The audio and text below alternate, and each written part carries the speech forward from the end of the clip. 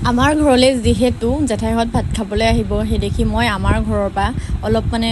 বাৰীৰ শাক পাচলি অলপ ছিঙিছোঁ যিহেতু জেঠাইহঁত বাহিৰত থাকে দিল্লীত থাকে জেঠাইহঁত আমাৰ অসমলৈ আহিব আৰু এইবোৰ বস্তু ফ্ৰেছ বস্তু নাপায় সেই দেখি আমাৰ ঘৰৰ পৰাই ধুনীয়াকৈ মই জলকীয়া অলপমান ছিঙিছোঁ আৰু এইখিনি দেখিছেনে এইবাৰ আমাৰ খেতি যিহেতু কৰিছে আমাৰ ঘৰৰ চোতালতে কঠীয়া ধান পেলাইছে আৰু এয়া হৈছে জলকীয়া আৰু জলকীয়াটোৰ নাম হৈছে মাইক্ৰ' জলকীয়া আৰু জলকীয়াজোপা ৰুইছোঁ মই আৰু ইমান বেছিকৈ জ্বলা নহয় মানে বহুত বেছি জ্বলা আৰু ঘৰত যোনবোৰ বস্তু ৰোৱা হয় সেইবোৰ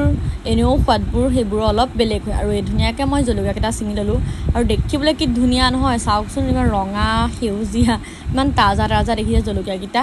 বাৰু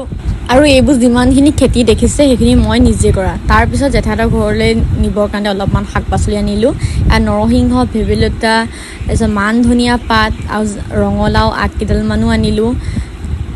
আৰু যিমানখিনি শাক পাচলি দেখিছে আৰু এইখিনি গোটেই আমাৰ ঘৰৰে হয় আৰু গোটেই ফ্ৰেছ হয় আৰু এইখিনি হৈছে কলমৌ শাক